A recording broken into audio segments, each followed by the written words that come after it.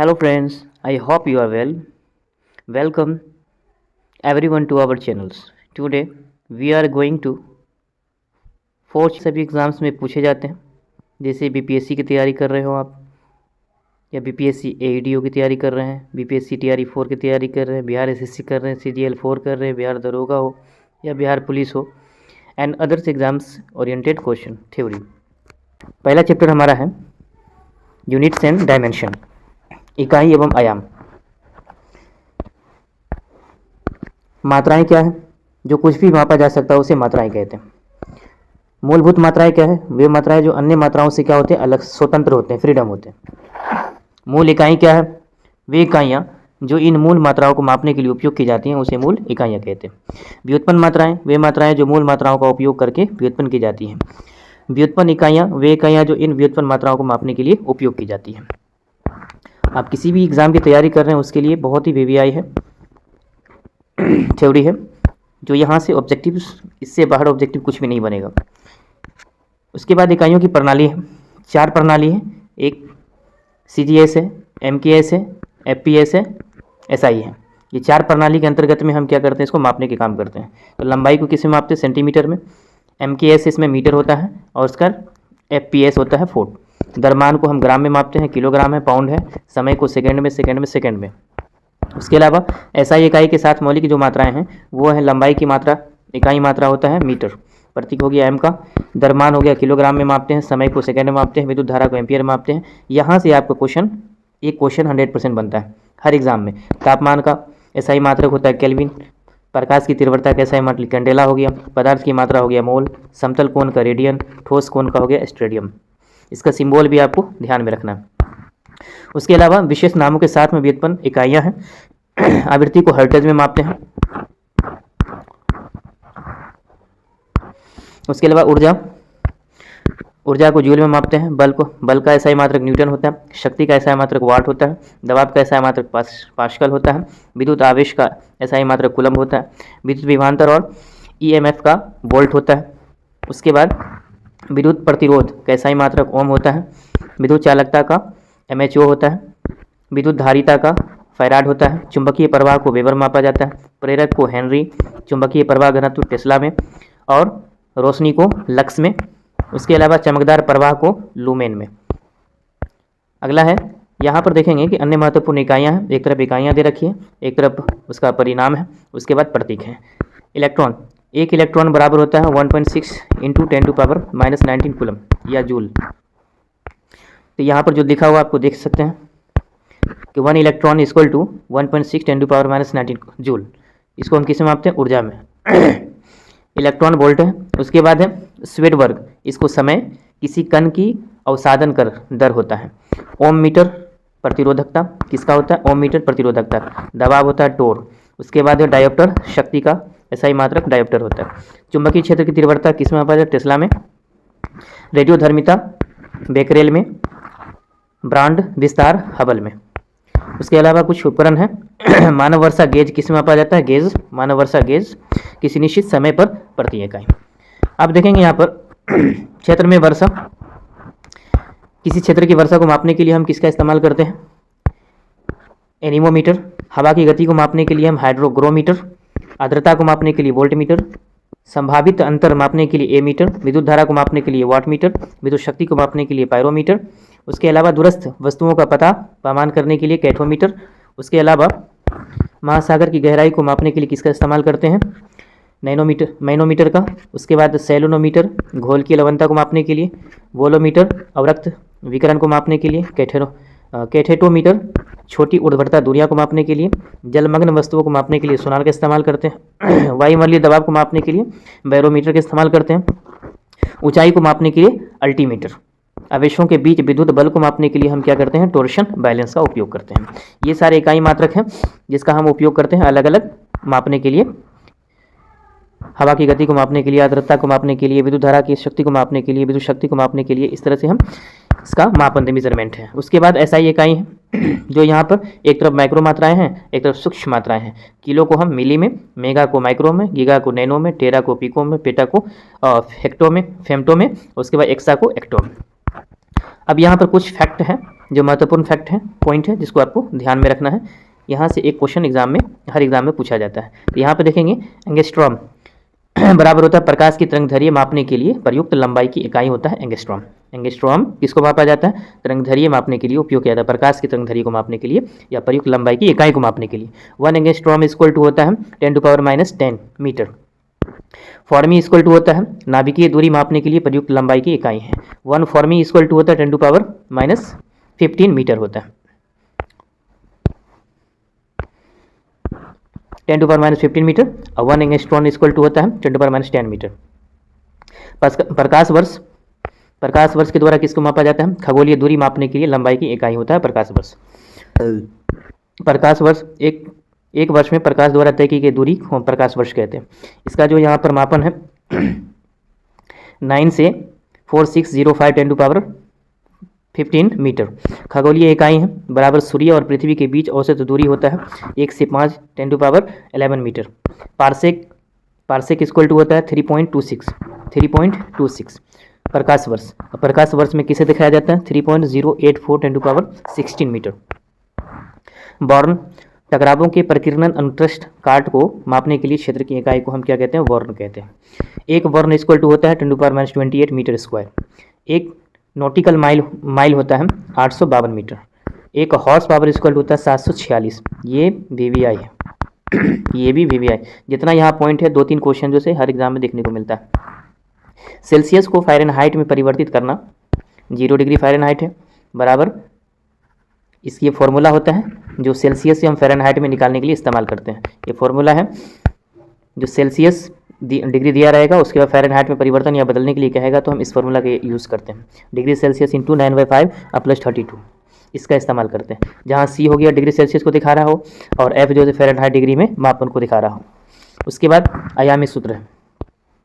यहाँ देखेंगे Q व्युत्पन्न राशि की इकाई जिसे हम Q को क्या बोलते हैं? मल्ट BTC द्वारा दर्शाया जाता है। मल्ट BTC बीमीय सूत्र है तथा घातांक ABC को बीमीय कहते हैं। कुछ महत्वपूर्ण भौतिक स्थिरांक है। निर्वात में प्रकाश का वेग जो होता है 3 × 10⁸ मीटर पर सेकेंड होता है। आप कमेंट सेक्शन में बताएंगे कि हवा में प्रकाश की चाल, उसके बाद पानी में प्रकाश की चाल, कांच में प्रकाश की चाल क्या होती है, पानी में प्रकाश की चाल क्या होती है। आगे देखेंगे यहाँ पर डायमेंशनल फार्मूला जो होता है वो आपके लिए इंपॉर्टेंट नहीं है, लेकिन यहाँ पर यूनिट देखेंगे उसके बाद फिजिकल क्वांटिटी देखेंगे, ये दोनों इंपॉर्टेंट है आपके लिए।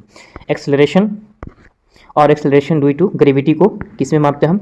Metre second -2। एंगल यानी कि ARC रेडियस को मापते हैं RAD रेडियस में। एंगुलर डिस्प्लेसमेंट को हम रेडियस में, उसके बाद एंगुलर फ्रीक्वेंसी को या एंगुलर डिस्प्लेसमेंट टाइम को हम रेडियस सेकेंड इनवर्स में।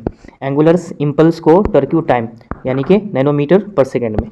एंगुलर मोमेंट को हम मापते हैं kg metre square second inverse. उसके बाद एंगुलर वेलोसिटी को मापते हैं रेडियस सेकेंड इनवर्स। एरिया को मापते हैं लेंथ इंटू ब्रेथ होता है मीटर स्क्वायर। उसके अलावा इलेक्ट्रिक रेसिस्टेंस को मापते हैं पोटेंशियल डिफरेंस अपॉन हो गया करंट जिसको ओम मीटर में मापते हैं। उसके बाद है EMF जिसको हम इलेक्ट्रिक पोटेंशियल्स वर्क या चार्ज कहते हैं, इसको वोल्ट में मापते हैं। Energy capacity to the work किसको मापते हैं? जूल में। एनर्जी डेंसिटी है एनर्जी अपॉन वॉल्यूम जिसको हम जूल मीटर क्यूब में मापते हैं। आगे है STP पर हवा में ध्वनि का वेग जो होता है वो कितना होता है? 331 मीटर पर सेकेंड। अगला है गुरुत्वाकर्षण के कारण त्वरण 9.81 मीटर -2 हो जाता है। अवोगाद्रो संख्या कितना होता है? 6.023 10⁻23 प्रति मोल होता है। पानी का घनत्व होता है 4 डिग्री सेल्सियस बराबर होता है 1000 kg मीटर क्यूब और या 1 kg cc। परम शून्य होता है -273 15 डिग्री सेल्सियस या 0 K होता है। परमाणिक भार इकाई जो होता है 1.66 10⁻27 kg। अब इसकी मात्रा होता है 1.602 10⁻−19 कूलम। बोल्ट जमान स्थिरांक होता है 1.381 10⁻−23 जूल केल्विन -1। एक वायुमंडल कितना के बराबर होता है? 76 सेंटीमीटर Hg के या फिर 1.013 10⁻−5 Pa के। ऊष्मा का यांत्रिक समतुल्य होता है जूल या फिर 4.186 जूल प्रति कूलम। उसके बाद प्लैंक है स्थिरांक H = 6.626 10⁻−30 जूल प्रति सेकेंड। सार्वभौमिक गैस स्थिरांक होता है 8.31 4 जूल प्रति मोल केल्विन। STP पर हवा का घनत्व होता है 1.293 kg मीटर -3। सार्वभौमिक गुरुत्वाकर्षण स्थिरांक होता है 6.67 × 10⁻11 नैनोमीटर -इनवर्स kg -इनवर्स। ये पूछा गया कई बार क्वेश्चन। अगला है द्रव्यमान, एक तरफ गति है तो दूरी है। समय का जो गति द्रव्यमान समय की जो गति है क्षेत्र में, उसके बाद आयतन है, घनत्व है और तापमान है। यहाँ देखेंगे सदिश राशि, अदिश राशि। क्वांटिटी में देखेंगे वेक्टर क्वांटिटी, सदिश राशि भौतिक राशि जिसमें दिशा और परिमाप दोनों होते हैं, जिसमें दिशा और परिमाप दोनों होते हैं, डायरेक्शन और मैग्नीट्यूड दोनों होगा तो वो क्या कहलाएगा, वेक्टर क्वांटिटी कहलाएंगे। अब यहाँ देखेंगे एक तरफ बल है, त्वरण है, विस्थापन है, गति है और वेग है। कोणीय वेग हो जाएगा, रैखिक संवेग में त्वरण हो जाएगा, विद्युत क्षेत्र हो जाएगा, विस्थापन ध्रुवीयकरण हो जाएगा गति में, और टार्क हो जाएगा आवेग में। वजन की बात करें द्विध्रुव अधूर्ण हो जाएगा, चुंबकीय प्रवाह चुंबकीय क्षेत्र हो जाएगा। थर्मामीटर तापमान मापने के लिए इस्तेमाल किया जाने वाला सार्वभौम उपकरण है। अब यहाँ देखेंगे थर्मामीटर कितने तरह के होते हैं 3 तरह के। एक हो गया क्लिनिकल थर्मामीटर, मानव शरीर का तापमान मापता है, जो क्लिनिकल थर्मामीटर होता है हमारे शरीर का तापमान को मापता है। एक सामान्य मानव शरीर का तापमान 37 डिग्री सेल्सियस होता है, जो 35 डिग्री से लेकर के 42 डिग्री के बीच में उतार चढ़ाव कर सकता है। 35 से 42 के बीच में रहेगा तो कोई नुकसान वाली बात नहीं। अगर 35 से कम जाता है या 42 से ज़्यादा हो जाता है तो फीवर होने का खतरा होता है, या फिर कम जाएगा तो उससे भी नुकसान हो सकता है। तो यहाँ पर 35 से 42 घट बढ़ हो सकता है। रेंज जो होता है 35 से 42, 35 डिग्री से लेकर के 42 डिग्री सेल्सियस तक। प्रयोगशाला थर्मामीटर जो है मानव शरीर के तापमान के अलावा अन्य तापमापे जो होता है वो प्रयोगशाला थर्मामीटर होता है। इसका जो रेंज होता है -10 डिग्री सेल्सियस से लेकर के 110 डिग्री सेल्सियस होता है। उसके बाद तीसरा है थर्मोपल थर्मामीटर। थर्मोपल थर्मामीटर ये तापमान के त्वरित माप के लिए उपयोग किया जाता है। इसका जो रेंज होता है 500 केल्विन से लेकर के 2300 केल्विन होता है, 500 से लेकर के 2300 केल्विन होता है। उसके बाद है पायरोमीटर थर्मामीटर, ये 2000 केल्विन से अधिक ताप को मापता है। ये चैप्टर हमारा हो गया यूनिट एंड डायमेंशन। उसके बाद है हमारा चैप्टर है बल एवं गति, फोर्स एंड डायमेंशन। अब देखेंगे यहाँ पे फोर्स ऊर्जा स्थानांतरण के लिए जिम्मेदार है। यदि किसी वस्तु पर 2 बल विपरीत दिशा से कार्य करते हैं तो उस पर लगने वाले कुल बल का परिमाण 2 बलों के परिमाणों के अंतर के बराबर होता है। गति समय के सापेक्ष किसी पिंड की स्थिति में परिवर्तन होता है। अभी हम चैप्टर कर रहे हैं थ्योरी, उसके बाद हम इस चैप्टर को ऑब्जेक्टिव लाएंगे और देखेंगे कि आप कितना सीखे हैं और कितना जो ऑब्जेक्टिव का जवाब सही तरीके से दे पाते हैं। जब ऑब्जेक्टिव लाएंगे तो उसमें कमेंट सेक्शन में आप आंसर जरूर लिखेंगे ताकि आपका स्कोर पता चलेगा कि कितना सही हो पाता है या कितना गलत हो पाता है। बल और गति के बीच संबंध, न्यूटन के गति के नियम। उसके बाद है बल गतिशील पिंड को गति प्रदान कर सकता है, ये बात भी याद रखना है। बल गतिशील पिंड को धीमा कर सकता है, ये बात भी सही है। बल गतिशील है, ये पॉइंट है जो बीच में संबंध बताता है बल और गति के बीच में क्या संबंध है। बल और गति के बीच में पहला संबंध है न्यूटन के गति के नियम का पालन करता है। बल गतिशील पिंड को गति प्रदान कर सकता है, बल गतिशील पिंड को धीमा भी कर सकता है, बल गतिशील है, ये बात था। बलों के प्रकार में देखेंगे तो बलों के प्रकार है 2 प्रकार के बल होते हैं, एक संपर्क बल होते हैं, दूसरे गैर संपर्क बल होते हैं। संपर्क बल हो गया वह बल जिसके अनुप्रयोग के लिए 2 पिंडों के बीच भौतिक संपर्क की आवश्यकता होती है, संपर्क बल कहलाता है। वह बल जिसके अनुप्रयोग के लिए 2 पिंडों के बीच भौतिक संपर्क की आवश्यकता होती है। एग्जाम्पल के लिए मांसपेशियाँ, जब हम फुटबॉल खेलते हैं तो मांसपेशियों का इस्तेमाल करते हैं। उसके अलावा यांत्रिक बल है, उसके अलावा घर्षण बल है, ये सारे क्या है, संपर्क बल हो गया। उसके बाद गैर संपर्क बल है, गैर संपर्क बल में आ जाएगा गैर संपर्क बल में, तो याद रखेंगे संपर्क बल में मांसपेशी बल है, यांत्रिक बल है और घर्षण बल, ये तीनों बल आ जाएंगे। गैर संपर्क बल में वे बल जो बिना भौतिक संपर्क से किसी पिंड पर कार्य करते हैं उन्हें गैर संपर्क बल कहते हैं। जो हमारे बॉडी से बिना टच किए हुए काम होता है उसे हम क्या कहते हैं, गैर संपर्क बल कहते हैं। उदाहरण के लिए गुरुत्वाकर्षण बल, ये खुद ब खुद खिंचाव होता है। उसके बाद है इलेक्ट्रोस्टैटिक्स बल है, उसके बाद चुंबकीय बल है, ये सारे क्या है, किसका है, गैर संपर्क बल का उदाहरण है। उदाहरण से ही क्वेश्चन बनता है। अगला है अपकेंद्रीय बल बनाम अभिकेंद्रीय बल। अपकेंद्रीय बल और अभिकेंद्रीय बल। अपकेंद्रीय बल क्रिस्टियान ह्यूजेंस ने 1659 में कहा था, यह एक वस्तु की वक्र पथ पर चलते हुए वक्र के केंद्र से दूर बाहर की ओर उड़ने की प्रवृत्ति होती है। जैसे यहाँ पर एक सर्कल है, यहाँ पे एक सर्कल है, इस सर्कल से जब हम यहाँ पर चल रहे हैं, तो ये बाहर की ओर जब हमें धक्का देता है, बाहर की ओर जब धक्का देता है तो बाहर की ओर धक्का देगा तो वो क्या कहलाएगा, अपकेंद्रीय बल कहलाएगा।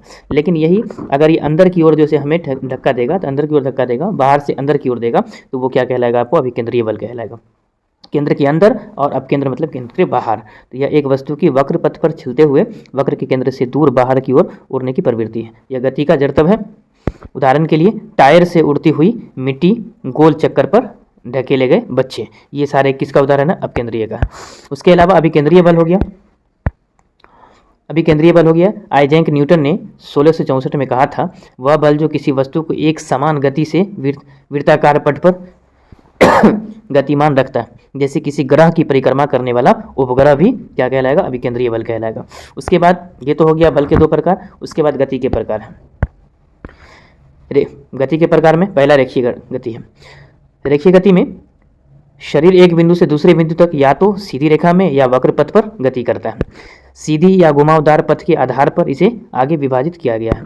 सरल रेखीय गति है। गति का पथ एक सीधी रेखा होता है। वक्र रेखीय गति है, गति का पथ वक्र होता है। तो ये रेखीय गति के अंतर्गत में आता है। उसके अलावा है घूर्णी गति। घूर्णी गति वह गति है जो तब होती है जब कोई पिंड अपनी धुरी पर घूमता है। उदाहरण के लिए पृथ्वी का अपने अक्ष पर सूर्य के चारों ओर घूमना, ये क्या कहलाएगा, घूर्णीय गति कहलाएगा। तीसरा आता है दोलनी गति।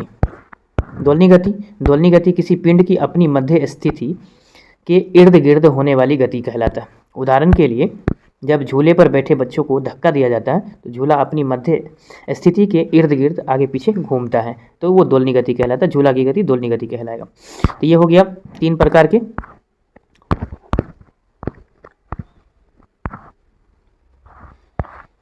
उसके अलावा है दूरी और विस्थापन। दूरी और विस्थापन में क्या अंतर है?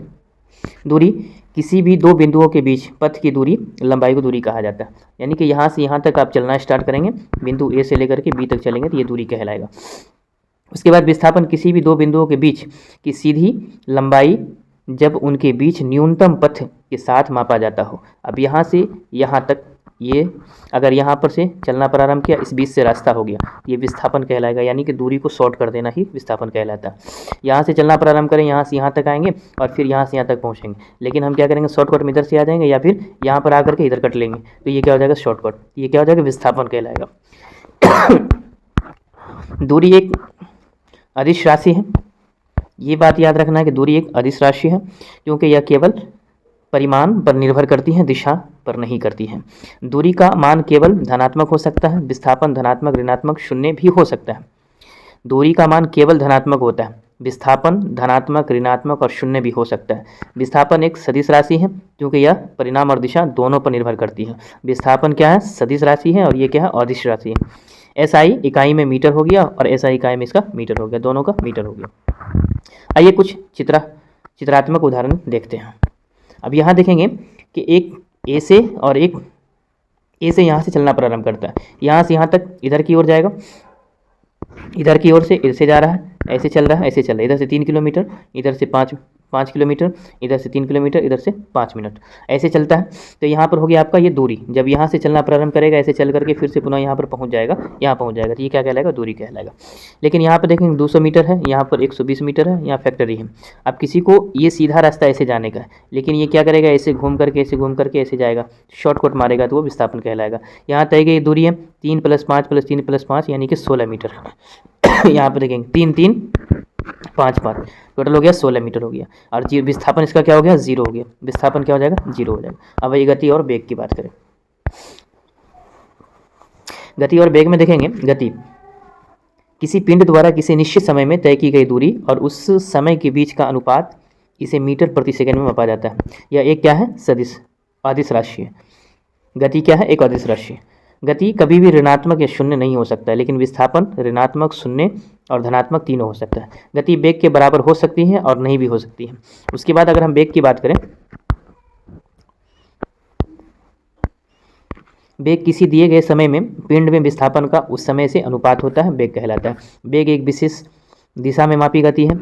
वेग एक सदिश राशि है जिसमें परिमाण और दिशा दोनों होती हैं। वस्तु का वेग दिशा में परिवर्तन के साथ बदल जाती है। वस्तु का वेग दिशा में परिवर्तन, जैसे ही दिशा में परिवर्तन होगा वैसे ही उसकी स्थिति बदल जाएगी। इकाई रूप मीटर प्रति सेकंड होता है, इसकी इकाई जो होती है मीटर प्रति सेकंड होता है। वेग शून्य, ऋणात्मक, धनात्मक हो सकता है, लेकिन यहाँ पर क्या बताएं, वेग शून्य, धनात्मक, ऋणात्मक सब हो सकता है, लेकिन गति सिर्फ और सिर्फ क्या हो सकती है, ऋणात्मक या शून्य, ऋणात्मक और शून्य नहीं हो सकती, सिर्फ धनात्मक हो सकती है। किसी वस्तु का वेग अलग हो सकता है लेकिन गति समान हो सकती है। उदाहरण के लिए एक वृत्ताकार पथ पर समान रूप से गति करने वाले पिंड की पूरी गति कहलाती है।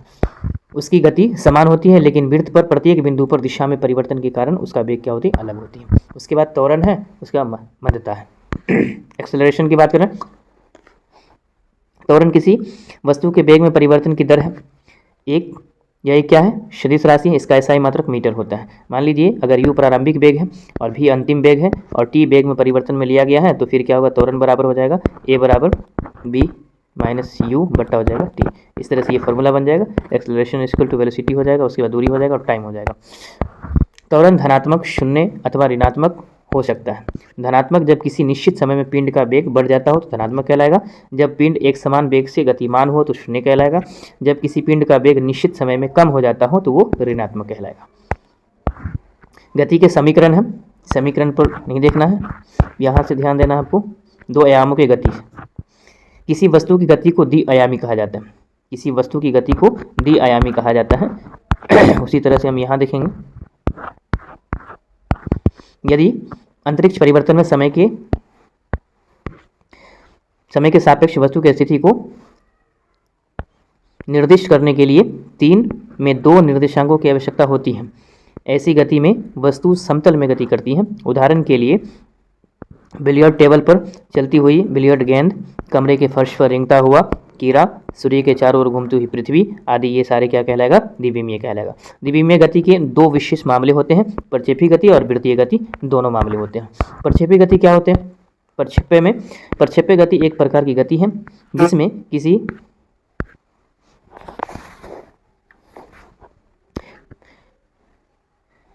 किसी वस्तु या कण जिसे प्रक्षेप्य कहा जाता है को पृथ्वी की सतह के पास फेंका जाता है और यह केवल गुरुत्वाकर्षण की प्रक्रिया के तहत एक घुमावदार पथ पर चलता है। वस्तु पर कार्य करने वाला एकमात्र महत्वपूर्ण बल गुरुत्वाकर्षण है, जो नीचे की ओर कार्य करके नीचे की ओर त्वरण उत्पन्न करता है। प्रक्षेप्य की गति एक द्विवियामी गति है, इसलिए दो भागों में की जा सकती है। एक क्षैतिज हो गया, एक ऊर्ध्वाधर हो गया। एक क्षैतिज हो गया, दूसरा ऊर्ध्वाधर गति हो गया। ये दोनों गतियां एक दूसरे से क्या स्वतंत्र होती हैं। उड़ान के दौरान क्षैतिज घटक अपरिवर्तित रहता है, लेकिन क्षैतिज गति एक समान गति है और ऊर्ध्वाधर गति क्या है, एक समान रूप से त्वरित मंड गति है, जो यहाँ पर कुछ फिगर के द्वारा समझाया गया, फिगर में आप देख सकते हैं। उसके बाद है न्यूटन की गति के नियम।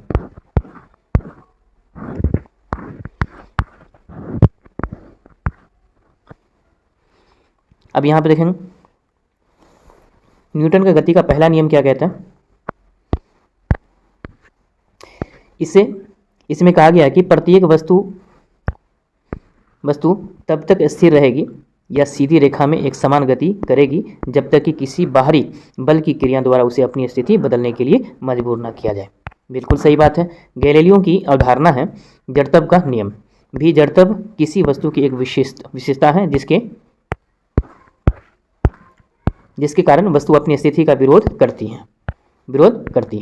जड़त्व द्रव्यमान के सीधे अनुपातिक होता है। किसी वस्तु का जड़त्व उसके द्रव्यमान से मापा जा सकता है। पहले नियम को गणितीय रूप से इस प्रकार कहा जा सकता है, फोर्स इक्वल टू 0, या फिर कह सकते हैं dv, वेलोसिटी 1 हो गया, उसके बाद dt इक्वल टू हो गया 0। न्यूटन का गति का दूसरा नियम। पहला गति का नियम को जड़त्व का नियम भी कहा जाता है। दूसरा गति नियम है, यह बताता है कि किसी वस्तु पर बाहरी बल लगाने पर उसका वेग किस प्रकार बदलता है। यह बल को समय में प्रति इकाई परिवर्तन के लिए गति द्रव्यमान गुना वेग में परिवर्तन के बराबर परिभाषित करता है। उसके अलावा यह बल की मात्रात्मक परिभाषा भी प्रदान करता है। उसके अलावा स्थिर द्रव्यमान वाली वस्तु के लिए दूसरा नियम बताता है कि बल वस्तु के द्रव्यमान यानी कि मास, उसके त्वरण एक्सेलरेशन गुणनफल होता है। जो यहाँ पर दिखाया गया। न्यूटन की गति का तीसरा नियम क्या कहता है? तीसरा नियम में कहा गया है कि प्रत्येक क्रिया के बराबर विपरीत प्रतिक्रियाएं होती हैं। तीसरा नियम में सभी बल युग्मों में होते हैं। यदि एक वस्तु A दूसरी वस्तु B पर बल लगाती है तो B एक साथ A पर FB बल लगाती है और दोनों बल बराबर और विपरीत होते हैं। जैसे कि यहाँ पर लिखा हुआ FA इक्वल टू हो जाएगा FB, यानी क्रिया प्रतिक्रिया का बल हो गया। जब अपने हाथ से किसी दीवार पर मारेंगे तो जितना जोर से मारेंगे उतनी जोर से आपको चोट लगेगा, तो उसको हम क्या कहते हैं? क्रिया प्रतिक्रिया का बल कहते हैं। उसके बाद संवेग। संवेग हो गया, इसे गतिशील द्रव्यमान के रूप में भी परिभाषित किया जा सकता है। रेखीय संवेग या स्थानीकरण बराबर होता है किसी वस्तु के द्रव्यमान और वेग का गुणनफल होता है, जिसको हम बोलते हैं P बराबर M और V। मास हो गया, वेलोसिटी हो गया। जहाँ P हो गया रेखीय संवेग, P यहाँ पर रेखीय संवेग और M हो गया द्रव्यमान यानी कि मास और V हो गया वेलोसिटी, वेग हो गया। एक क्या है? सदिश राशि है। उसके बाद आवेग हो गया I या जूल। इस समय के संबंध में बल के अभिन्न अंग या तीव्रता के रूप में परिभाषित किया जाता है। इकाई होता है इसका न्यूटन, सेकंड होता है। आवेग की मात्रा बल इंटू समय अंतराल है। लगाए गए बल की आवेशशील प्रगति के कारण बहुत ही कम समय में किसी पिंड के संवेग में अचानक परिवर्तन आ जाता है। उदाहरण के लिए फुटबॉल, जूडो आदि खेलों में यह बल का आवेग है जो अचानक गति प्रदान करता है। उसके बाद है जड़त्व। ये संवेग हम देख रहे थे। उसके अलावा अब यहाँ पर है जड़त्व का नियम। जड़त्व का नियम क्या कहता है? यह किसी भी भौतिक वस्तु की गति की अवस्था में किसी भी परिवर्तन के प्रति प्रतिरोध है। इसे न्यूटन की गति के प्रथम नियम में भी परिभाषित किया गया है। किसी पिंड का जड़त्व पिंड के द्रव्यमान के सीधे क्या होते हैं? समानुपाती होते हैं। इस बात को अच्छी तरीक़ा से गांठ बांध लीजिएगा। क्या होते हैं? जड़त्व के पिंड के द्रव्यमान के समानुपाती होता है। संतुलन की अगर हम बात करें यहाँ पर, तो संतुलन यह किसी प्रणाली की वह स्थिति है जब ना तो उसकी गति की अवस्था और ना ही उसकी आंतरिक ऊर्जा की अवस्था समय के साथ में बदलती है। उसे हम क्या कहते हैं? संतुलन कहते हैं। संतुलन तीन प्रकार का होता है। एक संतुलन है एक छोटे से विचलन के साथ शरीर संतुलन में रहता है। उदाहरण के लिए एक पहिया क्षैतिज सतह पर घूम रहा है यदि आप इसे रोक दें। उसके बाद किसी भी बिंदु पर पहिया या संतुलन की स्थिति में होगा। दूसरा है अस्थिर संतुलन। अस्थिर में संतुलन अवस्था से शरीर के एक छोटे से विचलन के साथ बल उत्पन्न होते हैं जो इस विचलन को बढ़ाते हैं। उदाहरण के लिए एक गोलाकार प्रक्षेपण के शीर्ष पर स्थित एक गेंद हो गया। उसके बाद है स्थिर संतुलन। इस अवस्था से शरीर के छोटे विचलन के साथ बल या बल के क्षण उत्पन्न होते हैं जो शरीर को संतुलन की स्थिति में वापस लाते हैं। उदाहरण के लिए एक गोलाकार गहराई के तल पर स्थित एक गेंद हो गया। उसके बाद घर्षण देखेंगे। यह संपर्क में आने वाले सतहों के बीच लगने वाला बल जो उनकी सापेक्ष स्पर्शीय गति का प्रतिरोध करता हो। घर्षण बल एक ऐसा बल है जो दो वस्तुओं के संपर्क में आने पर गति का प्रतिरोध करता हो।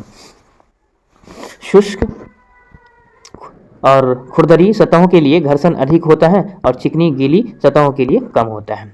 इसलिए आप प्लेन सतह पर चप्पल पहन के जाते हैं तो क्या होता है? फिसलता ज़्यादा है, और मिट्टी पर चलते हैं तो कम फिसलता है। तो वो प्लेन सतह होता है जिसकी वजह से घर्षण उसका कम जाता है, जिसकी वजह से फिसलते हैं। और मिट्टी पर जब चलते हैं तो उस पर क्या होता है कि घर्षण ज़्यादा होता है जिसकी वजह से कम फिसलते हैं आप। फर्श पर अगर पानी गिरा दिया जाए तो खाली पाँव आप नहीं चल सकते, फिसल जाएंगे क्योंकि घर्षण उसमें कम गया। ये घर्षण होता है। घर्षण के प्रकार में उदाहरण सहित देखेंगे यहाँ पर रोलिंग घर्षण है। रोलिंग घर्षण में उदाहरण के लिए मोटरसाइकिल चलाते समय बल्लेबाज द्वारा मोटरसाइकिल चलाते समय ये हो गया रोलिंग घर्षण में चक्का गोल गोल नाचता है। बल्लेबाज द्वारा हिट किए जाने के बाद गेंद एक निश्चित दूरी तक लुढ़कने के बाद रुक जाती है। ये भी रोलिंग घर्षण है। उसके बाद द्रव घर्षण, जैसे स्काई डाइविंग या तैराकी, जब हम पानी में तैरते हैं तो वो द्रव घर्षण हो गया। उसके बाद सर्पी घर्षण है, जैसे किसी व्यक्ति का फुटपाथ पर ठोकर खाना या गिरना, ये क्या? पेंसिल से पृष्ठ पर लिखना। जब हम कलम चलाते हैं या पेंसिल से लिखते हैं किसी पृष्ठ पर तो वो सर्पी घर्षण कहलाता है। द्रव घर्षण जब हम तैरते हैं या स्काई डाइविंग करते हैं तब। उसके बाद है स्नेहन घर्षण। स्नेहन घर्षण उदाहरण के लिए काम करते समय इंजन के स्पेयर पार्ट्स को गर्मी और टूट फूट से बचाने के लिए स्नेहक तरल का उपयोग करते हैं, जैसे कि ग्रीस डाल देते हैं, मोबिल डाल देते हैं, तो वो क्या होता है, स्नेहक घर्षण कहलाता है, ताकि उसका घर्षण बढ़ जाए। जब हम साइकिल चलाते हैं तो साइकिल के चक्कों में क्या करते हैं, तेल वगैरह या मोबिल वगैरह डालते हैं। मशीन चलाते हैं तो मशीन के अंदर तेल डालते हैं ताकि वो फ्री हो जाए। तो इस तरह से हम ग्रीस का और मोबिल का या फिर किसी ऑयल का इस्तेमाल करते हैं, तो वो कहलाता है आपका स्नेहक घर्षण। उसके अलावा है स्थितिज घर्षण। स्थितिज घर्षण वह बल एक स्थिर वस्तु को स्थिर रखता है, स्थितिज घर्षण कहलाता है। उसके बाद गतिज घर्षण है। गतिज पिंड के मामले में गतिज घर्षण बल ही गतिशील वस्तु को धीमा करता है। लेकिन उसके बाद यदि किसी स्थिर बल F के अधीन वस्तु S दूरी तक विस्थापित होती हैं तो बल कहलाता है। लेकिन अब यहाँ पर चैप्टर आपका स्टार्ट हुआ कार्य और ऊर्जा और शक्ति, यानी वर्क, एनर्जी एंड पावर। पहले देखेंगे इसका कार्य। जब किसी वस्तु पर बल लगाया जाता है, वस्तु में बल की दिशा में गति करती है, तो बल द्वारा किया गया कार्य क्या कहलाता है, कार्य कहलाता है। बल द्वारा किया गया कार्य बल और बल की दिशा में वस्तु के विस्थापन के गुणनफल के बराबर होता है। SI इकाई होता है इसका न्यूटन मीटर या जूल कहते हैं। CGS इकाई होता है A वर्ग। उसके बाद इसका विमीय जो होता है mL2T2। उसके बाद विभिन्न मामले में यदि किसी स्थिर बल F के अधीन वस्तु S दूरी तक विस्थापित होती है तो बल W द्वारा किया गया कार्य होगा। W बराबर क्या है, F/S कोस थीटा। जहाँ यहाँ पर फोर्स दिखाया गया, यहाँ पर थीटा दिखाया गया, यहाँ पर जैसे S दिखाया गया। S क्या हो गया, यहाँ पर दूरी हो गया। विभिन्न मामले हैं यदि वस्तु वास्तव में विस्थापित नहीं होती है, अर्थात S बराबर 0 होती है, यानी कि दूरी उसका क्या होती है 0, तो किया गया कार्य क्या होगा, शून्य होगा। उदाहरण के लिए दीवार को धक्का दे रहे हैं तो दीवार तो धक्का कितना भी देंगे तो वो घसकेगा नहीं अपनी जगह से, तो वो क्या हो जाएगा, उसका शून्य हो जाएगा। आप तो बल लगा रहे हैं लेकिन वो घसक नहीं रहा। यदि पिंड को बल की दिशा के लंबवत विस्थापित किया जाता है, अर्थात के थीटा बराबर 90 डिग्री, तो किया गया कार्य शून्य होगा। उदाहरण के लिए हाथ में थैला लेकर के चलना, कुली का सिर पर सामान ढोना।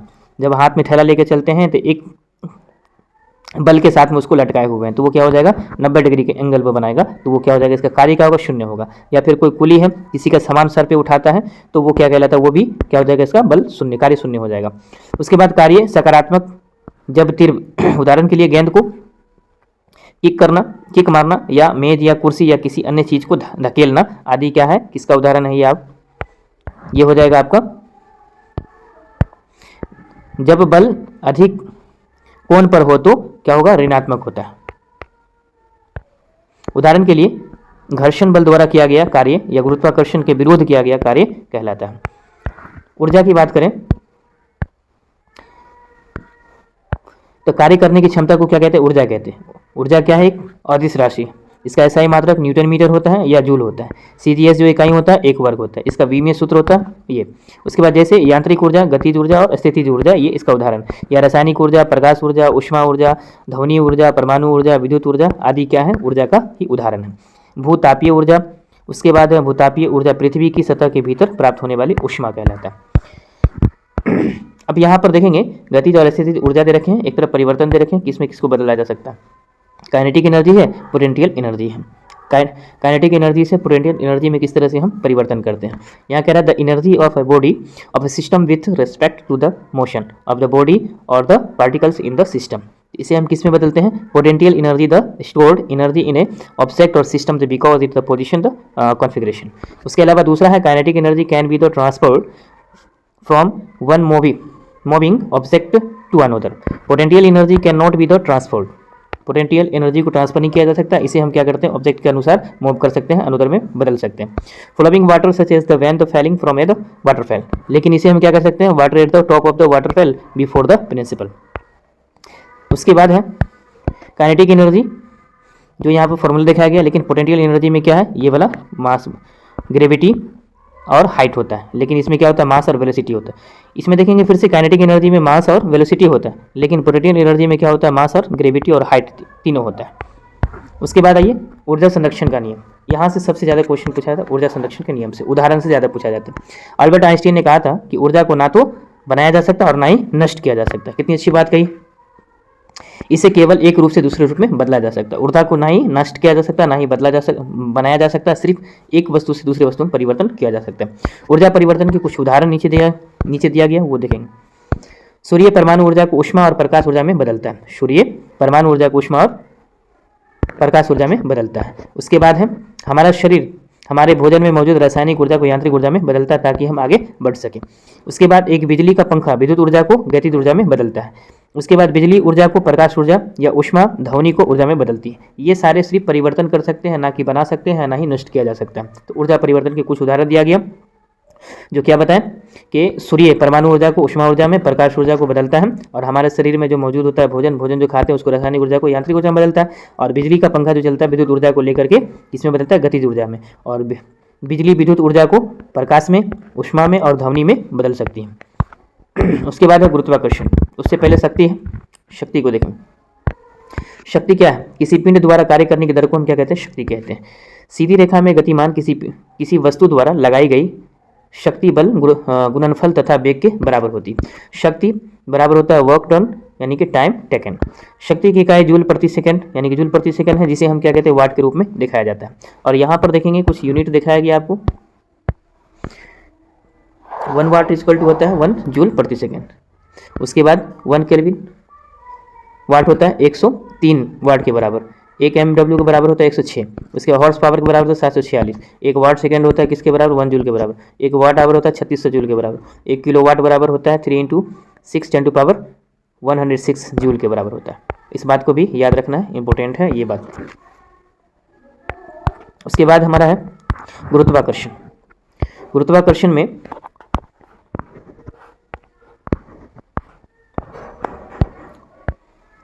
न्यूटन के गुरुत्वाकर्षण के नियम के अनुसार ब्रह्मांड में पदार्थ का प्रत्येक कण प्रत्येक दूसरे को एक दूसरे के बल से आकर्षित करता है, जो कणों के द्रव्यमान के गुणनफल के सीधे अनुपातिक और उनके बीच की दूरी वर्ग के व्युत्क्रमानुपाती होता है। गणितीय शब्दों में सार्वभौमिक गुरुत्वाकर्षण का नियम इस प्रकार दिया गया है, जो यहाँ पर एक फॉर्मूला दिखाया गया है गुरुत्वाकर्षण को निकालने का। फोर्स इक्वल टू गुरुत्वाकर्षण मास 1 मास 2 है, और नीचे में क्या है, रेडियस दे रखा है। उसके बाद है दो बिंदु द्रव्यमानों के बीच गुरुत्वाकर्षण बल का परिणाम है। जी गुरुत्वाकर्षण स्थिरांक है, जिसका वैल्यू होता है आपका ये 6 × 6 7 10⁻⁻11 nanometre square kg - 2 metre inverse. Mass 1 जो है पहले बिंदु का द्रव्यमान है, मास 2 जो है दूसरे बिंदु का द्रव्यमान है। आर जो है यहाँ पर बीच की दूरी, द्रव्यमानों के बीच की दूरी को बता रहा है। उसके अलावा गुरुत्वाकर्षण का नियम है चंद्रमा और सूर्य के कारण आने वाले ज्वार भाटे को बारे में बताता है। उसके बाद गुरुत्वाकर्षण दूरी पर क्रियाशील बल भी जाता है, क्योंकि यह तब भी कार्य कर सकता है जब पिंड भौतिक संपर्क में ना हो, तब भी कार्य कर सकता है। ये कौन, गुरुत्वाकर्षण। उसके बाद है गुरुत्वाकर्षण, यह वह बल है जो किसी पिंड को पृथ्वी के केंद्र की ओर आकर्षित करता है, या हम सरल शब्दों में कह सकते हैं कि जब दो पिंडों में से एक पिंड पृथ्वी तो दूसरा क्या, गुरुत्वाकर्षण को गुरुत्वाकर्षण कहते हैं। गुरुत्वाकर्षण के कारण त्वरण कौन कौन से होते हैं, वो त्वरण देखेंगे। यह वह त्वरण है जो पृथ्वी गुरुत्वाकर्षण के कारण अपनी सतह पर या उसके निकट स्थित वस्तुओं को प्रदान करती है जब कोई पिंड गुरुत्वाकर्षण के प्रवाह से गति कर रहा होता है। गैलीलियो का क्या कहना था? इन्होंने कहा कि सबसे पहले यह एक निष्कर्ष निकाला था कि निर्वात में सभी वस्तुएं समान त्वरण से गिरती है और एक ही समय पर जमीन पर पहुंचती है। इसका इकाई होता है मीटर प्रति सेकंड वर्ग, या 9.8 मीटर प्रति सेकंड का अनुमानित लक्ष्य लगाया गया मूल्य है। उसके बाद समुद्री तल पर गुरुत्वाकर्षण के कारण त्वरण ज्ञात करने के लिए गुरुत्वाकर्षण स्थिरांक को छोटा सिंबल जी से इंडिकेट किया गया, प्रतिस्थापित किया गया। उसके अलावा पृथ्वी का द्रव्यमान जो होता है पृथ्वी का द्रव्यमान ये मास 1 हो गया, गुरुत्वाकर्षण बल के सूत्र में पृथ्वी की त्रिज्या हो गया r, रेडियस हो गया हमारे पास है, जो यहाँ पर एक फार्मूला भी यहाँ पर दिखाया गया, वो फार्मूला को आप देखेंगे। उसके अलावा यहाँ पर एक उदाहरण लेकर के बताया गया गुरुत्वाकर्षण के परिवर्तन। ऊंचाई में वृद्धि के साथ गुरुत्वाकर्षण के कारण त्वरण कम हो जाता है। उसके बाद जी ध्रुव पर अधिकतम होता है, जो यहाँ गुरुत्वाकर्षण का जो ध्रुव होता है वहाँ पर क्या होता है, उसका अधिकतम होता है। ये जी भूमध्य रेखा पर न्यूनतम होता है, यानी कि ध्रुव पर जब छोटा जी का मान होगा वो अधिक होगा और भूमि पर आएगा तो उसका मान क्या हो जाएगा, न्यूनतम होगा। पृथ्वी के घूमने के कारण घटता है।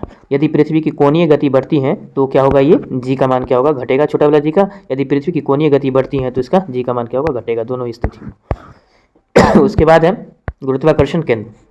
यह किसी पिंड में वह बिंदु है जिसके चारों ओर गुरुत्वाकर्षण बलों के कारण परिणाम स्टॉक लुप्त हो जाता है। पृथ्वी की सतह के पास गुरुत्वाकर्षण केंद्र और द्रव्यमान केंद्र समान होते हैं। उसके बाद द्रव्यमान देखेंगे, द्रव्यमान और वजन। यह किसी पिंड में पदार्थ की मात्रा चाहे उसका आयतन कुछ भी हो या उस पर कोई बल कार्य कर रहा हो। इकाई किलोग्राम हो गया, द्रव्यमान बल या बटा त्वरण हो गया, द्रव्यमान को वेग बटा वेग समवेग बटा वेग हो गया, द्रव्यमान को भार बटा गुरुत्वाकर्षण हो गया।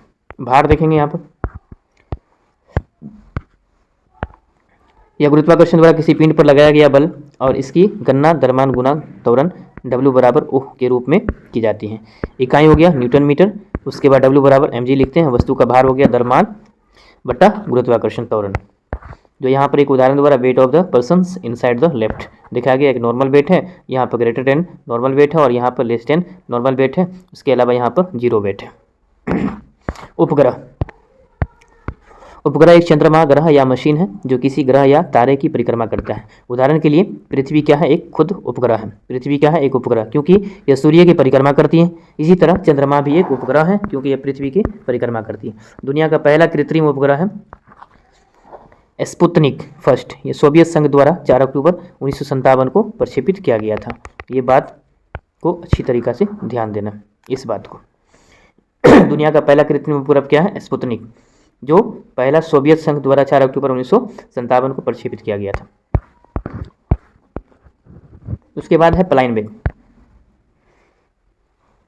पलायन वेग यह वह गति है जिस पर किसी वस्तु की गतिज ऊर्जा यथा गुरुत्वाकर्षण अस्थिर ऊर्जा शून्य होती है। जो यहाँ पर देखा गया फॉर्मूला, पृथ्वी की सतह पर पलायन वेग होता है 11.2 किलोमीटर सेकेंड, चंद्रमा की सतह पर 2.4 किलोमीटर प्रति सेकेंड होता है। पृथ्वी का सतह पर पलायन वेग होता है 11.2 किलोमीटर प्रति सेकेंड और चंद्रमा की सतह पर होता है 2.4 किलोमीटर प्रति सेकेंड होता है। उसके बाद केपलर के नियम कुछ हैं, केपलर के नियम देखेंगे।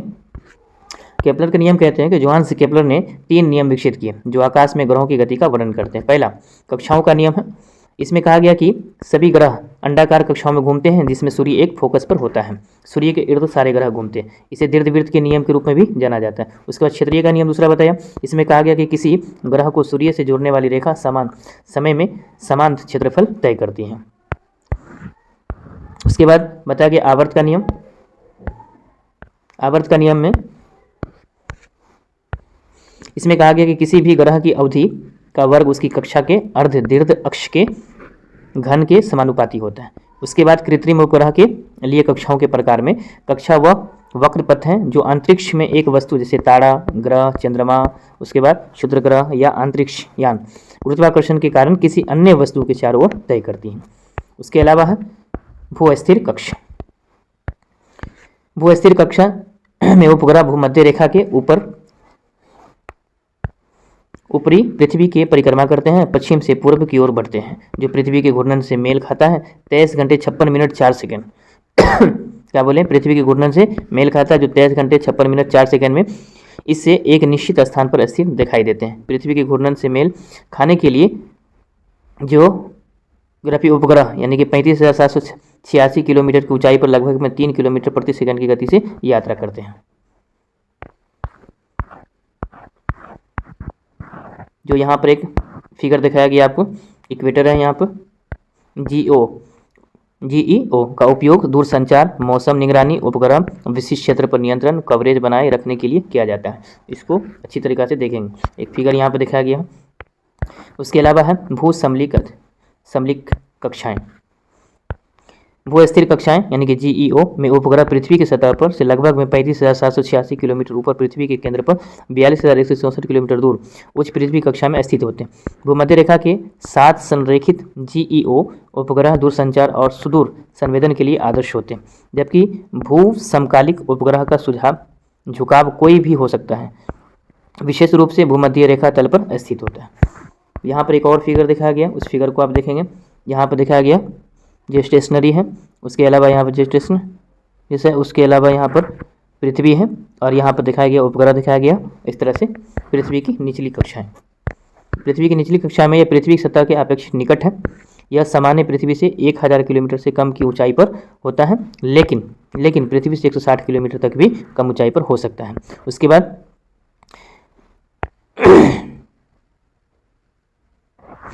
जियोस्टेशनरी में के उपग्रहों के विपरीत उन्हें हमेशा पृथ्वी के भूमध्य रेखा के साथ परिक्रमा करनी होती है और उपग्रहों को हमेशा पृथ्वी के चारों ओर एक विशेष पथ का अनुसरण नहीं करना पड़ता है। यह उपकरण इमेजिंग के लिए सबसे अधिक उपयोग की जाने वाली कक्षा है क्योंकि सतह के निकट होने के कारण यह उच्च रेजोल्यूशन है। उसके बाद छवियां लेने से सक्षम है। यह अंतर्राष्ट्रीय अंतरिक्ष स्टेशन के लिए भी प्रयुक्त कक्षाएं हैं। इस कक्षा में उपग्रह लगभग में 7.8 किलोमीटर प्रति सेकंड की गति से भ्रमण करते हैं। इस गति से एक उपग्रह को पृथ्वी का चक्कर लगाने में लगभग 90 मिनट लगते हैं, जिसका अर्थ है कि ISS एक दिन में पृथ्वी के चारों ओर लगभग में 16 बार चक्कर लगाता है। यहाँ पर देखेंगे एक फिगर दिखाया गया, फिगर को 1000 किलोमीटर है, इक्वेटर पर है, उसके बाद नॉर्थ है, ये साउथ पोल है, उसके बाद ये पृथ्वी का एक चक्कर लगाने पर दिखाया गया LEO। उसके बाद है मध्य पृथ्वी कक्षा। मध्य पृथ्वी कक्षा में LEO या GEO के बीच कई कक्षाओं की एक विस्तृत श्रृंखला शामिल है। यह LEO के समान है क्योंकि इसे पृथ्वी के चारों ओर विशिष्ट पथ लेने की आवश्यकता नहीं है और इसका उपयोग कई अलग अलग अनुप्रयोगों के साथ विभिन्न उपग्रहों पर किया जाता है। इसका इस्तेमाल नेविगेशन सैटेलाइट्स द्वारा बहुत आम तौर पर किया जाता है। इन नेविगेशन सैटेलाइट्स का इस्तेमाल कई तरह के नेविगेशन के लिए किया जाता है, जिसमें बड़े बड़े जंबो जेट को ट्रैक करने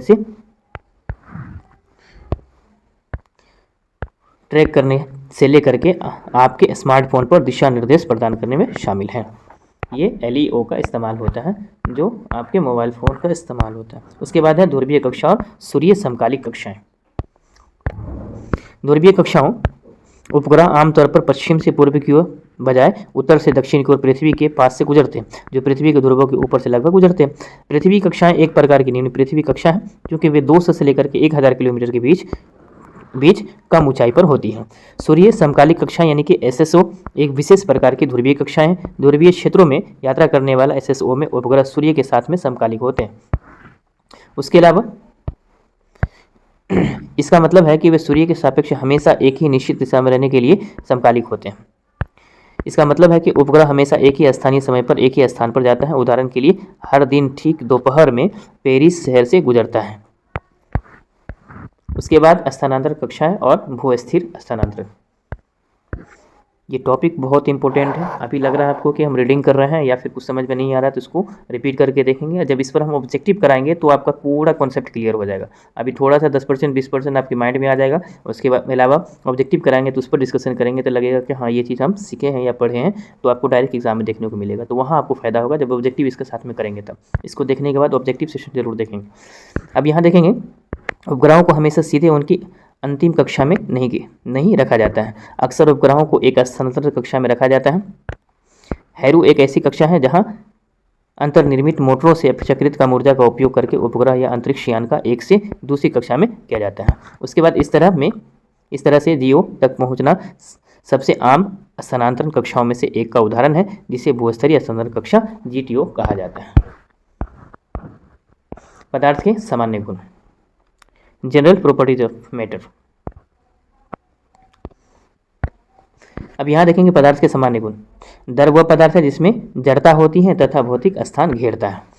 उसके अलावा पर्यास्थान, बल लगाकर, उदाहरण के लिए धक्का देकर, खींचकर, घुमाकर या संपीड़ित करके इसके आयाम बदले जा सकते हैं, लेकिन बाद में यह अपने मूल आकार में वापस आ जाता है। उसके बाद विरूपण, बल को तनाव कहा जाता है और विरूपण को तनाव कहा जाता है। उसके बाद लचीलापन, यह एक ठोस पदार्थ का निरूपण जो लागू बलों के जवाब में आकर में अपरिवर्तनीय परिवर्तन से गुजरता है। प्लास्टिक निरूपण धातुओं, मिट्टी, चट्टानों, कंक्रीट, फोम, हड्डी, त्वचा सहित अधिकांश सामग्रियों में देखा जाता है। कौन? लचीलापन। तन्यता है किसी पदार्थ पर लगाया गया प्रतिबल उस पदार्थ पर प्रति इकाई क्षेत्रफल पर लगाया गया बल होता है, जो तन्यता दिखाया गया यहाँ पर, और इकाई दिखाया गया उसका नैनोमीटर, न्यूटन मीटर 2 या पास्कल भी कह सकते हैं। उसके बाद खिंचाव यहाँ पर देखेंगे, यह बाहर रूप से लगाए गए बलों के कारण किसी वस्तु के आकार या आकृति में होने वाला सापेक्ष परिवर्तन होता है। खिंचाव का यहाँ फॉर्मूला दे रखा है, स्ट्रेन की इकाई नहीं होती है, स्ट्रेन की कोई इकाई नहीं होती है। हुक का नियम में देखेंगे, हुक का नियम क्या है? यह बताता है कि किसी स्प्रिंग को कुछ दूरी तक फैलाने या संपीड़ित करने के लिए आवश्यक बल उस दूरी के समानुपाती होता है। ये हुक का नियम होता है। यंग संपांक यह बताता है कि लोच का एक माप किसी पदार्थ पर लगने वाले तनाव और उत्पन्न विकृति के अनुपात के बराबर होता है। ये हुक का नियम। उसके बाद है दबाव, प्रेशर। इसे प्रति इकाई क्षेत्र पर बल के रूप में परिभाषित किया जाता है और यह एक अदिश राशि है। प्रति इकाई क्षेत्र पर लगने वाले जोर को दबाव के रूप में जाना जाता है। दबाव बराबर होता है जोर या क्षेत्र इकाई या पास्कल, जो न्यूटन प्रति मीटर स्क्वायर होता है। उसके बाद है एक आदर्श गैस का दबाव। आदर्श गैस में अणुओं का कोई आयतन नहीं होता है, वे परस्पर क्रिया नहीं करते हैं। आदर्श गैस नियम के अनुसार दाब, तापमान, आयतन, मात्रा के साथ रैखिक रूप में बदलता है, जो यहाँ पर देखा गया P बराबर nRT, जहाँ P हो गया गैस का निरपेक्ष, N हो गया पदार्थ की मात्रा, T हो गया निरपेक्ष तापमान, V हो गया आयतन, R हो गया सार्वभौमिक गैस, जिसका वैल्यू होता है 8.3145 जूल मोल केल्विन। उसके बाद द्रव्यमान। द्रव्यमान में दबाव द्रव्य में उपस्थित किसी भी वस्तु की सतह पर द्रव्य के भार के कारण होता है, जो P बराबर दिखाया गया यहाँ पर। P हो गया दबाव, H हो गया गहराई इसकी। उसके अलावा जैसे जैसे हम नीचे की ओर बढ़ते हैं, बांध की दीवार की चौड़ाई क्या होती है, बढ़ती जाती है। ऐसा इसलिए होता है क्योंकि गहराई जितनी अधिक होगी, तरल पानी का दबाव उतना ही अधिक होगा। इसलिए बढ़ते दबाव को झेलने के लिए बांध की चौड़ाई नीचे की ओर बढ़ती जाती है, जो यहाँ पर दिखाया गया है एक फिगर के माध्यम से। जो फिगर में है हाई प्रेशर है, थिक वॉल है, थिन वॉल है, उसके बाद लो प्रेशर है, एक मछली को दिखाया गया। तो यहाँ पर कह रहा है दबाव यह पृथ्वी या किसी अन्य ग्रह के वायुमंडल में उस सतह के ऊपर हवा के भार द्वारा प्रति इकाई क्षेत्र पर लगाया गया बल है। एक वायुमंडल बराबर होता है 740 टॉर, यानी कि 101.3 kPa। पास्कल का नियम कहता है किसी भी तरल पदार्थ पर लगाया गया दबाव सभी दिशाओं में समान रूप से प्रेषित होने वाला बल है। यह बल तरल पदार्थ के संपर्क में आने वाली किसी भी सतह पर समकोण पर कार्य करता है। पास्कल के नियम का अनुप्रयोग कैसे करेंगे, यहाँ देखें। हाइड्रोलिक लिफ्ट है, लिफ्ट पास्कल के नियम पर ही काम करता है। अगर पास्कल ने नियम नहीं देता तो आज लिफ्ट का इस्तेमाल नहीं हो पाता। इसका उपयोग भारी वस्तुओं को उठाने के लिए किया जाता है। यह पूरे द्रव्य में समान दाब संचरण के सिद्धांत पर आधारित है। संकीर्ण सिलेंडर एक व्यापक सिलेंडर से जुड़ा होता है जो एक असंपीडनीय द्रव्य से भरे वायुरोधी पिस्टन से सुसज्जित होते हैं। जब पिस्टन ए के दबाव से पिस्टन बी में प्रेषित होता है तो पिस्टन बी बड़ी मशीनों, वाहनों जैसी भारी वस्तुओं को उठाता है। उसके बाद है हाइड्रोलिक जैक। इन्होंने ही प्रयोग करके दिखाया था हाइड्रोलिक जैक का। हाइड्रोलिक जैक पास्कल के नियम के सिद्धांत का पालन करती है। इनका उपयोग भारी वस्तुओं को उठाने के लिए किया जाता है। जब इसके हैंडल को दबाया जाता है तो बल्ब बंद हो जाता है और छोटा पिस्टन द्रव्य को दूसरे बल्ब के माध्यम से एक बड़े सिलेंडर में ढकेलता है, जो तब लोड प्रेषित करने के लिए एक बड़ा बल उत्पन्न करता है। हैंडल को बार बार ऊपर नीचे तब घुमाया जाता है जबकि हाइड्रोलिक द्रव्य द्वारा अपलोड को पर्याप्त रूप से ऊपर नहीं उठा लिया जाता है। उसके बाद हाइड्रोलिक ब्रेक पास्कल के नियम का पालन करता है। हाइड्रोलिक ब्रेक जब ब्रेक पेडल पर लगाया जाता है तो मास्टर सिलेंडर में पिस्टन और रोड की गति होती है। एक तरल जिसे ब्रेक या हाइड्रोलिक द्रव्य के रूप में जाना जाता है कंटेनर में बंद होता है, जिसका उपयोग ब्रेक पेडल से वाहन के पहियों तक ब्रेक डिस्क या ब्रेक ड्रम के खिलाफ दबाव संचारित करने के लिए किया जाता है। जो ब्रेक हम गाड़ी घोड़ा में लगाते हैं, 4 चक्का, 2 चक्का, 8 चक्का, 10 चक्का में लगाते हैं, तो इसका जो प्रेशर बनता है, ब्रेक का जो प्रेशर बनता है वो हाइड्रोलिक ब्रेक प्रेशर ही कहलाता है, जो पास्कल का होता है। उसके बाद इन बल घटकों के बीच घर्षण बल वाहन को रोकने का कारण बनता है। अगर सिद्धांत नहीं दिया होता तो आज हम गाड़ियों में ब्रेक नहीं लगाते, गाड़ी एकदम फ्री होता, बिना ब्रेक के गाड़ी चलते रहता, रुकने का नाम नहीं लेता। आगे है हाइड्रोलिक पंप, तरल पदार्थ के निर्वहन में मदद करता है। पंप जो तेल भराने जाते हैं तो वो भी इस पर आधारित है। इसमें एक छोटा सिलेंडर लगा होता है जो एक बड़े सिलेंडर से जुड़ा होता है और दोनों सिलेंडर तेल से भरे होते हैं। उसके बाद छोटे सिलेंडर में डाली गई स्पंदित हवा से तेल की सतह पर दबाव डालती है। यह दबाव तेल द्वारा बड़े सिलेंडर में प्रेषित होता है, जहां दबाव का एक बड़े पिस्टन का कार्य करता है, जिससे एक कार को उठाने के लिए पर्याप्त बल होता है। आप जब गाड़ी का सर्विसिंग करने के लिए जाते हैं तो आपका गाड़ी को ऊपर कुछ हद तक उठा करके उसके बाद जो है उसे किया जाता है, तो वो या फिर जो है ट्रैक्टर वगैरह में जो डाला होता है, ट्रक वगैरह में जो डाला होता है, पीछे से उसको उठाने का काम करता है, तो वहाँ भी ये प्रेशर का काम करता है। बल उस द्रव्य पदार्थ के भार के बराबर होता है जिसे पिंड विस्थापित करता है। तैरती हुई वस्तु का भार, तैरती हुई वस्तु का द्रव्यमान, विस्थापन विस्थापित द्रव्यमान के बराबर होता है। आसपास के तरल के घनत्व में कोई परिवर्तन वस्तु के तैरने के प्रभावित करता है। घनत्व में देखेंगे, यदि प्रति इकाई आयतन में इसका द्रव्यमान प्रति बराबर फी होता है। यहाँ पर देखा गया आपको फॉर्मूला, इकाई किलोग्राम प्रति घन मीटर होता है। यदि किसी पदार्थ की घनत्व इकाई या आयतन का द्रव्यमान और किसी दिए गए पदार्थ संदर्भ पदार्थ के घनत्व का अनुपात होता है। एक क्या है, आयामहीन होता है, इसमें कोई आयाम नहीं होता है। उसके अलावा हम देखेंगे यहाँ पर जल का घनत्व जो होता है 1000 किलोग्राम मीटर क्यूब होता है या 1 ग्राम सेंटीमीटर क्यूब होता है। श्यानता, यह प्रवाह के प्रति द्रव का प्रतिरोध करता है। तरल पदार्थ का तापमान बढ़ने पर तरल पदार्थ कम चिपचिपा हो जाता है तथा तरल पदार्थ के ठंडा होने पर अधिक चिपचिपा हो जाता है। इकाई होता है इसका पास्कल सेकेंड। उसके बाद एक पास्कल सेकेंड में 10 पॉइंट होता है या 1000 मिली पास्कल सेकेंड होता है। उसके बाद ब्रोनी का सिद्धांत देखेंगे। ब्रोनी का सिद्धांत क्या कहता है,